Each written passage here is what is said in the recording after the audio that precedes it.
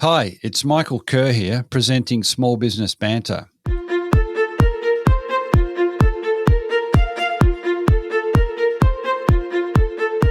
A healthy micro and small business sector means a successful economy and a more vibrant society. Small Business Banter is about helping regional business owners better prepare for current challenges, but also for the next stage of business success. I'm Michael Kerr, founder of Kerr Capital, advisors to business owners.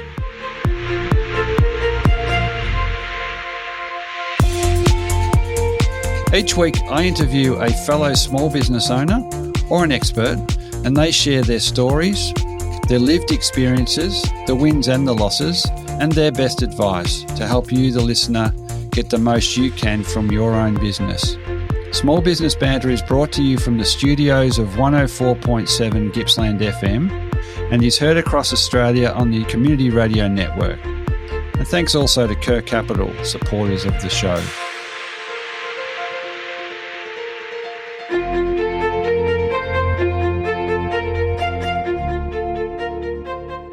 Okay, so welcome into another edition of Small Business Banter Radio. Michel Hogan joins us today. Michel, in very brief terms, is a brand expert, brand counsel. So welcome, firstly, Michel. Thanks. It's great to be here. I'm so excited about what we're going to cover today. I'll go through you advise on the risk to businesses' purpose and values from making promises you can't keep. I think that's a catchphrase. So we'll dig down on that, and I'm so excited about this idea of making promises and keeping promises. So that's you've worked through Australia, through the US. You've worked with small businesses as well as larger corporations and non-profits. You work at different stages of the business life, but you're also a regular contributor on various print and online publications, including Smart Company. So, what we're going to cover today, I guess, is a couple of key themes. One is whether or not you know it, you do have a brand. We're going to talk about trying to unpick what that brand is and what it can do for you. So it can be good and it can be bad. And mainly how you can use brand as a competitive weapon if you're a small business against the big end of town. So again, welcome in, Michel. Do you want to give us a little bit about your background and we'll get rolling with some questions? I'm a refugee, if you will, from sort of the design and marketing side of brand that I'm now quite vocally opposed to, which is an interesting place to be. It also gives me a little bit of an insight for the stuff that I talk about. But I started out life as a designer and here in Australia, and then moved to the US and lived there for 15 years doing the more traditional marketing side of what people call brand. And over time, I got really sick of the same thing over and over again. I said, this doesn't make any sense. So I started asking different questions. And those different questions led to me having this sort of exploded a whole different way of thinking about it, combined with some reading and some other experiences that I had. And that sort of led me to ditch that whole way of being and doing and the stuff that I did and move into this sort of role of being a counsel and really helping people understand brand as a much more deeper result of everything they do as an organization, rather than this thing that they prop up and create and stick in a corner and then redo every few years. What you would describe as a brand, I mean, it's something that's thrown around all the time, all over the place, and we, typically associated with the big end of town. But what's a brand? Yeah. In my world, brand is the result of the promises you keep. That's the way I define it. And it's, brand is something that has actually become almost like a proxy for how people talk about organization. You hear all the time people say the brand did this, the brand did that, which weirdly, even though I'm not a big fan of that, makes my point, which is that it's not a singular thing, an act of creation. It's actually an outcome of the activities of the whole organization. And the reason I say promises you keep is that effectively how people feel about you and their experience of you is held in doing what you say you're going to do or not. And if you consistently break your promises, then you're going to really find it hard to stay in business. From what you're saying there, it's important then to understand what promises you're making, how you're making them, so that you can deliver on them. And is a promise a simple thing like we advertise something, we'll deliver it in 24 hours, or we'll match any price? But are there unspoken or hidden elements of promises? So a promise is effectively how you communicate what you intend. That's a simple definition of a promise. And so the things that you just mentioned, which are the explicit stuff, right? We will do X. We will charge you this price. We will take 50% off. We will get it to you by Friday. Yes, those are all explicit promises, and they're not. And those sorts of promises aren't just something that people make to customers. They make them internally as well. So when a business hires someone, they say, we will pay you this and you will do these things. And the person on the other side says, yes, I will do those things in exchange for that money. And those are promises too. How we tell people we will behave is a promise. And so they can get a little bit fuzzier,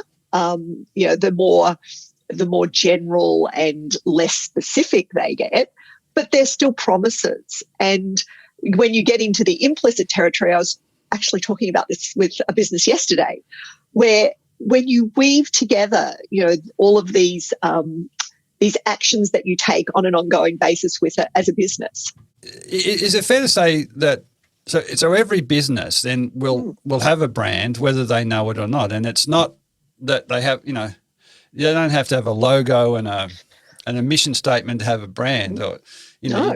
you've got a brand. So how do you, if you're a small business owner and you're intrigued by what a brand might be able to do for you, you probably already got one. So how do you kind of measure that, or how do you kind of work out what it is?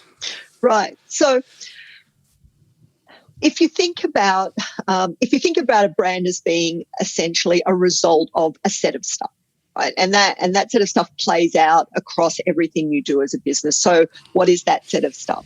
I talk about it as purpose and values. So what's most important to you? What do you care about?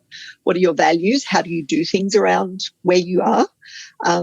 The promises, that specific stuff we were just talking about, mainly explicit. Implicit promises you have less control over, but explicit ones for sure.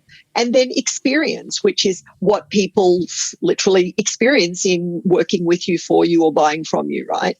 And that's really where your promises get kept or broken. That's all an experience is. I thought something would happen, it didn't happen, so I had a bad experience. I thought something would happen and it did, I had a good experience.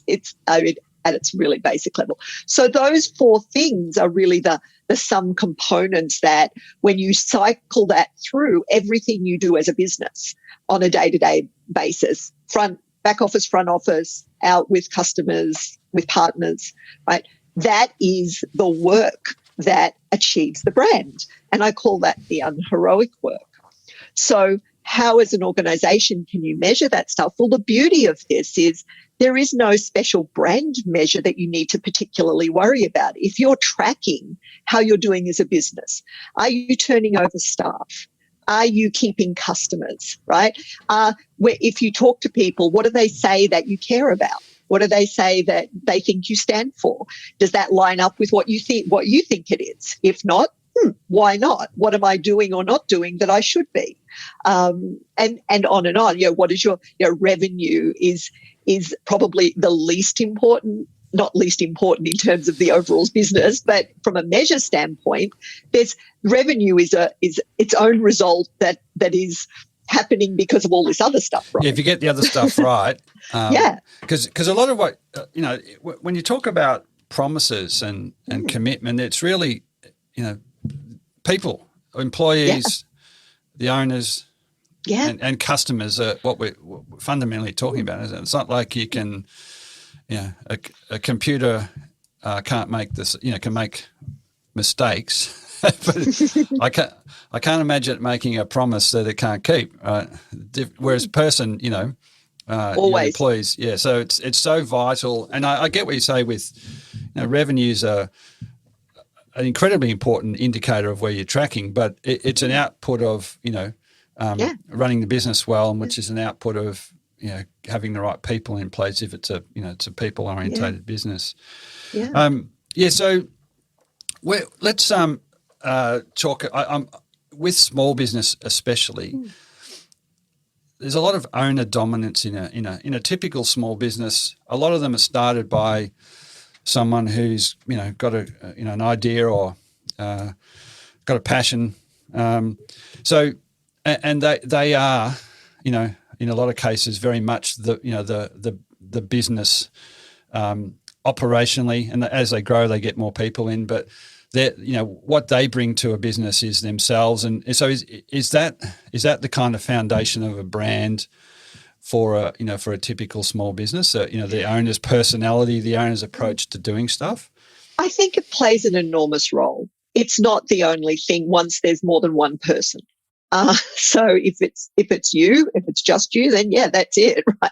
But they certainly set a foundation. So if you go back to this idea of purpose and values, the person who started the business brings with them, what's important to them about doing that business, and they bring with them the stuff that's important to them about how they do their business. And then they bring other people in who, hopefully, if they're conscious and deliberate about who they're hiring, that share that same basic sensibility, right? That sort of they think the same stuff's important, that they do things in the same sort of way. And as you multiply that out, that continues to grow, and over time, and with more and more people, that eventually becomes the culture of a business, right? So, and so that's sort of how it works with small businesses. There's an interesting thing called the rule of 3 and 10. That is, and I really, really one of these days must remember the name of the Japanese businessman and the venture capitalist who came up with this phrase, because I keep forgetting. But he talks about the fact that everything changes when a business grows to the power of 3 and the power of 10. So when it's just you, right? What you do, how you do it, what you care about, that's all there is. Then when you add one other person, typically not a lot changes. As soon as you add a third person, everything changes, because now how I do things gets absolutely more complex. I can't just have a single conversation. I've got to have two. And then that, however that all changes, holds out pretty well until businesses get to about 10 people. And then everything changes again, because once you get past 8, groups fragment. That's why sort of military troops and things are sized a certain way. Keep going up to 100. Then everything changes again, and on and on. And so this is a little bit true as well about the influence of founders and what they stand for. Is the bigger the business gets, right, the less influence they have, because you've got different perspectives now in the mix. You've got other ways of doing things that come in, and you can be as rigorous as you like about how you hire people, but you're still going to start to get sort of a bit more of a diffused sensibility, and you'll end up with just a really sort of strong core of a few things that we all care about and that we share. And that's why as businesses get bigger, this idea that you can have huge, big, long lists of behaviors and values and stuff, and it just doesn't work, because people can't do it all in the same way they can when there's only a couple of you. Yeah, okay. On today's edition of Small Business Banter Radio, chatting with Michel Hogan, who's a brand counsel and an expert, and a fascinating discussion so far. I want to come to some good and bad examples of brands a bit later. I think that'll be fun. But if you're an owner of a small business, how do you go about kind of prioritizing that I need to think about a brand? I mean, is the trigger things are going off the rails, staff are leaving, or and maybe you can talk about that in context of some of the SMEs you've worked with, of getting them to really understand, the critical importance of assessing where they are with their brand and how it's impacting their business performance. Sure. I don't think I don't think there's ever a time when you shouldn't think about this, right? So from day one, if you're being intentional, if you're about, really looking at, this is what I care about, this is how we want to do things. Okay, how are we living up to that? How does that show up in every little corner of the business? How do we push it into the absolute teeny tiny bits of the corners of the business? And if you do that, you don't, it's unlikely you're going to get to a point where all of a sudden you're like, oh my God, everything's going off the rails and we have to do a massive rethink. But unfortunately, when businesses are starting out, for whatever reason, a lot of them absolutely understandable. There's a lot going on. You're trying to do a lot of different things all at once. And often people just think this stuff isn't what I need to be thinking about right now. I'm worried about cash flow, right? The brand's forming around them, right? Yeah, exactly. Yeah, it's off and running. Like the minute you put pen to paper and say, my business, you register your business name, the minute you do that, you're off and running. And the brand, as you so beautifully put it, the brand is forming around you. So when things start to go off the rails, which is quite often when people get in touch with me, is really, you're usually 12 months past when you probably should have started asking the questions. But some of the reasons why, some of the signals we touched on earlier are also the measures, right? So if you've got a revolving door in staff, which a client that I worked with a number of years ago had, they were churning through people like crazy. Their turnover was nuts. It was approaching 50% or something annually. It was just insane. And we went in and had a conversation with them. And I said, okay, so what who are you hiring? How are you deciding who to hire? And what are the people who work here like? What do they care about? How do we do things around here?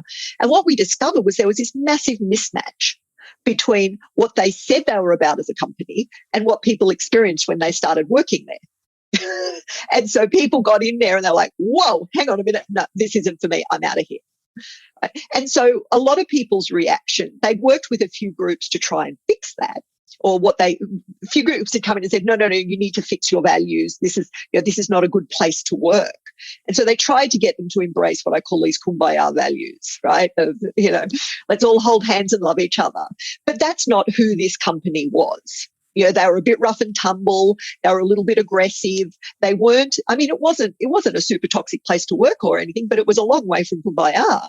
And so people who went in expecting that people were going to be really, kind and helpful instead found people who were actually, pretty aggressive and in their face and lots of questioning and we need to try this a different way. And they just didn't work out. That was a great trigger for me. And so now when I go to an organization, the question I start with is, when don't people work out around here? Because that tells me, right? The question isn't what are your values? You're never going to get the right answer to that question. Everyone will just give you the top 10. Right? Honesty, integrity, trust, fun, teamwork. You go down the list. But when you ask people, why don't people work out around here? You get stories. You get stories like some I got with another company I worked with, where the story showed that when people don't work out, they don't work out because, they just didn't have a sense of humor. Like we joke around and he was always just a grumpy guy and it just didn't work out. What about some examples? I want one example of a brand that you love. It will have to be relatively short and sharp, and an example of something that's completely overblown and full of hype, for want of a better description. I believe the hype. Sure. Well, brands that I love, there's organizations that I love, and the brands that they have that result from everything they do. My all-time leading favorite is Patagonia. They're not an SME by any means anymore, but they were for a long time when they started out. And the reason they're now who they are is because really they embrace this way of doing things, and it shows up across everything that they do. It's very hard to poke a stick at any part of their operations and not find what they care about. And I've experienced that personally. I'm a long time customer of theirs, but also through just studying them and reading everything I can get my hands on about them, right?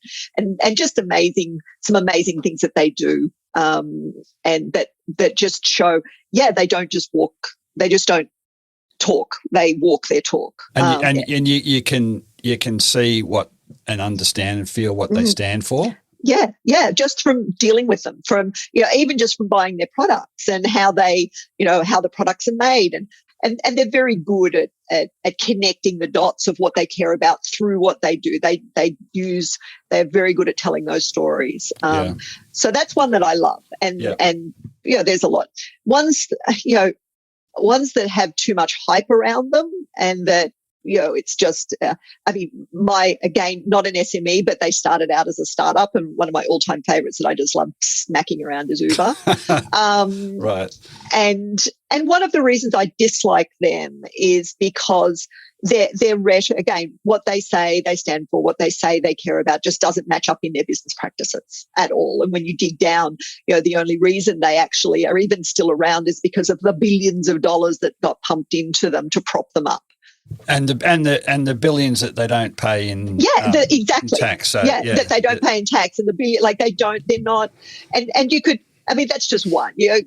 Roll through, right? There's so many that don't, and again, one of the things that's really important, given we're talking about small businesses and SMEs and talking to those businesses out there, one of the things I really want to impress is that as an SME, you have a massive advantage over a large enterprise when it comes to embracing this way of thinking about brand and really using it as an advantage.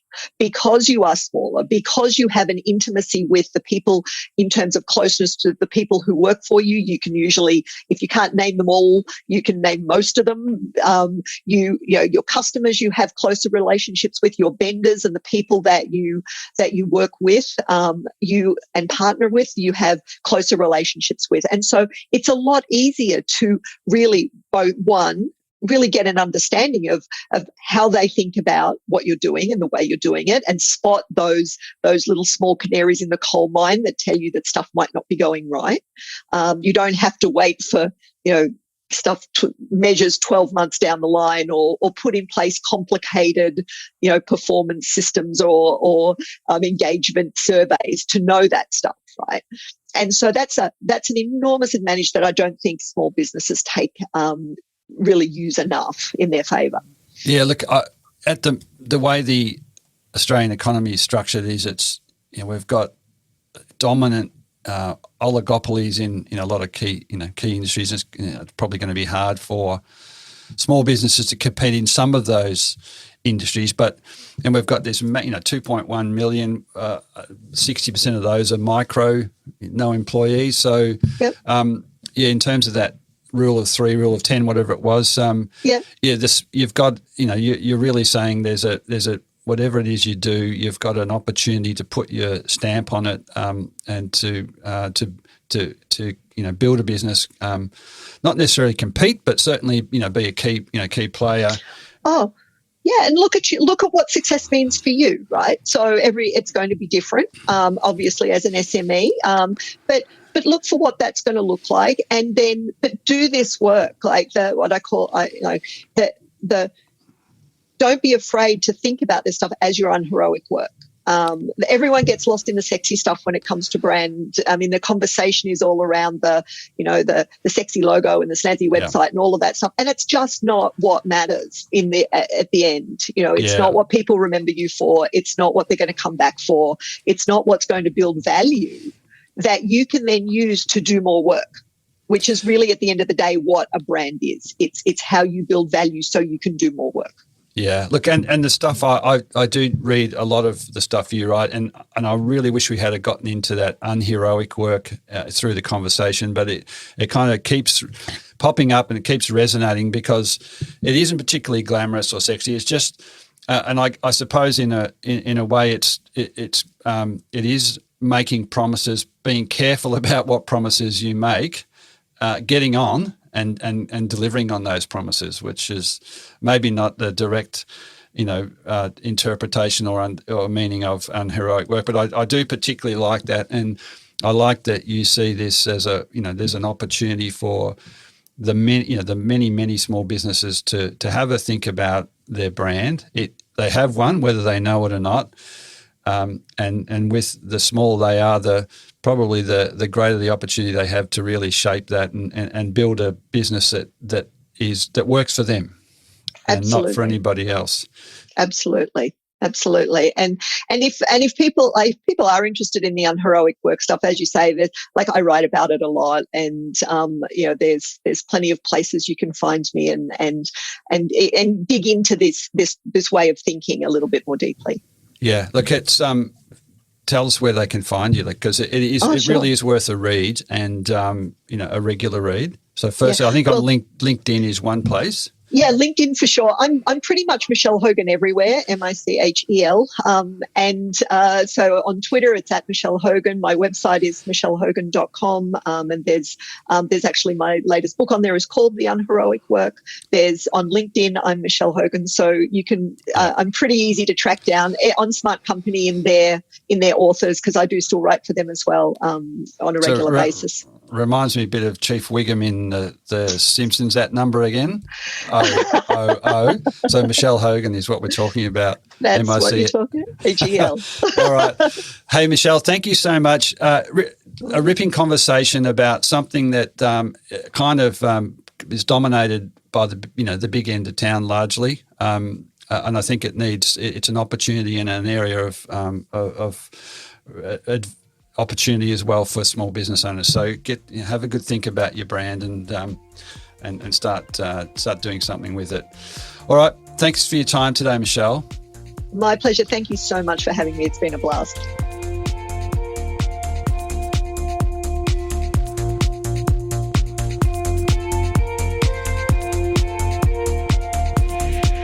So that is all for today's episode of Small Business Banter.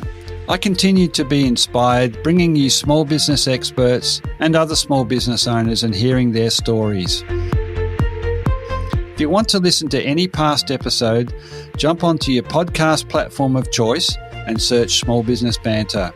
There you will find a diverse and fascinating collection of small business owners and experts openly discussing and sharing their experiences.